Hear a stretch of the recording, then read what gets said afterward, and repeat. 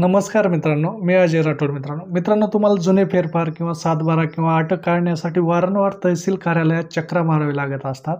परंतु त्या चक्रा आता मारण्याची गरज नाही. महाराष्ट्र शासनाने ही बाब लक्षात घेऊन ई-रेकॉर्ड लॉन्च केलेला आहे. त्यामध्ये तुम्ही जुने फेरफार किंवा जुने सातबारा किंवा जुने अटक घर बसल्या अगदी सोप्या पद्धतीने आपल्या मोबाईलवरती डाउनलोड करू शकतात. ते कसं डाउनलोड करायचं ते आज या व्हिडिओच्या माध्यमातून मी तुम्हाला सांगणार आहे. त्यासाठी हा व्हिडिओ शेवटपर्यंत नक्की पहा. तसेच आपल्या चॅनलवरती पहिल्यांदा आला असाल तर चॅनलला सबस्क्राईब करून ठेवा, जेणेकरून असेच महत्त्वपूर्ण व्हिडिओ तुम्हाला लवकरात लवकर मिळत राहतात. चला तर मित्रांनो व्हिडिओला सुरुवात करूया. तर शेतकरी मित्रांनो, मोबाईलमध्ये गुगलवरती डिजिटल सातबारा असं सर्च करायचं आहे. डिजिटल सातबारा सर्च केल्याच्या नंतर या ठिकाणी आपल्याला पहिली लिंक ओपन होईल, डिजिटल सातबारा. या लिंकवरती क्लिक करायचं आहे. या लिंकवरती क्लिक केल्याच्या नंतर आपल्यासमोर डाव्या बाजूला आपल्याला रेग्युलर लॉग इन आणि OTP बेस्ड लॉग इन, तर या ठिकाणी आपल्याला 2 नंबरचा ऑप्शन सिलेक्ट करायचा आहे, OTP बेस्ड लॉग इन. हे ऑप्शन सिलेक्ट केल्याच्या नंतर या ठिकाणी आपल्याला इंटर मोबाईल नंबर, तर या ठिकाणी आपल्याला आपला मोबाईल नंबर इंटर करून घ्यायचा आहे. मोबाईल नंबर इंटर केल्याच्या नंतर सेंड OTP या बटनावरती क्लिक करायचं आहे. तर या ठिकाणी OTP सेंड सक्सेसफुली, आपण दिलेल्या मोबाईल नंबरवरती एक OTP जाईल. तो OTP आपल्याला इंटर OTP या कॉलममध्ये आपल्याला इंटर करून घ्यायचा आहे. OTP इंटर करून घेतल्याच्या नंतर व्हेरीफाय OTP या बटनावरती आपल्याला क्लिक करायचं आहे.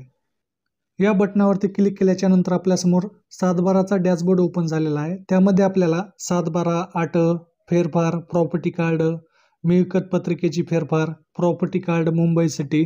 तर या ठिकाणी प्रॉपर्टी कार्ड मुंबई सिटीच्या समोर आपल्याला ई-रेकॉर्ड्स ऑप्शन दिसत आहे. तर ई-रेकॉर्ड्स या ऑप्शनवरती आपल्याला क्लिक करायचं आहे. या ऑप्शनवरती क्लिक केल्याच्या नंतर आपल्याला खाली जायचं आहे.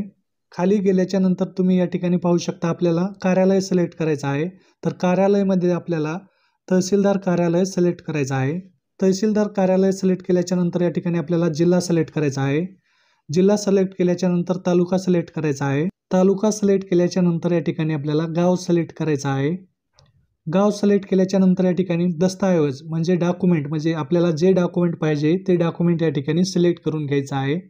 डॉक्युमेंट सिलेक्ट केल्याच्या नंतर या ठिकाणी आपल्याला गट नंबर किंवा हिस्सा नंबर किंवा वर्ल्ड सर्वे नंबर किंवा प्लॉट नंबर किंवा सर्वे नंबर, तर या ठिकाणी आपल्याला फेरफार नंबर माहीत असेल तर फेरफार नंबर इंटर करा, नाही तर गट नंबर, नाही तर सर्वे नंबर. तर या ठिकाणी मी गट नंबर इंटर करून घेत आहे. गट नंबर इंटर केल्याच्या नंतर या ठिकाणी आपल्याला खाली सर्च ऑप्शन दिसत आहे. तर सर्च या ऑप्शनवरती आपल्याला क्लिक करायचं आहे. सर्च या ऑप्शनवरती क्लिक केल्याच्या नंतर आपल्याला खाली यायचं आहे. खाली आल्याच्या नंतर आपल्याला डावीकडे स्क्रॉल करून घ्यायचं आहे. डावीकडे स्क्रॉल केल्याच्या नंतर या ठिकाणी पाहू शकता तुम्ही व्ह्यू फ्री या बटनावरती क्लिक करायचं आहे. आपल्याला व्ह्यू फ्री या बटनावरती क्लिक केल्याच्या नंतर या ठिकाणी आपल्याला जुन्या फेरफारची PDF दिसत आहे. ती PDF आपल्याला चेक करून घ्यायची आहे, जेणेकरून आपलाच फेरफार आहे का. जर असेल तर बॅक यायचं आहे. आपल्याला बॅक आल्याच्या नंतर या ठिकाणी आपल्याला डिजिटल साइनेड डॉक्युमेंट यामध्ये आपल्याला डाउनलोड ऑप्शन दिसत आहे. डाउनलोड या ऑप्शनवरती क्लिक करायचं आहे. डाउनलोड या ऑप्शनवरती क्लिक केल्याच्या नंतर या ठिकाणी आपल्याला 30 रुपये पे करायचं आहे, जेणेकरून आपल्या वॉलेटमधून कटून जातील. कन्फर्म या ऑप्शनवरती आपल्याला क्लिक करायचं आहे. आता या ठिकाणी डाउनलोड होणार नाही, कारण माझ्या अकाउंटमध्ये 10,000 रुपये बॅलन्स आहे. जर अकाउंटमध्ये तुम्हाला बॅलन्स ॲड करायचा असेल तर रिचार्ज अकाउंट या ऑप्शनवरती क्लिक करून तुम्ही अकाउंटमध्ये बॅलन्स ॲड करून घेऊ शकता आणि जुने फेरफार डाउनलोड करून घेऊ शकता. तर अशा प्रकारे मित्रांनो हा महत्त्वपूर्ण व्हिडिओ होता. व्हिडिओ जास्तीत जास्त शेतकऱ्यांपर्यंत शेअर करा. धन्यवाद.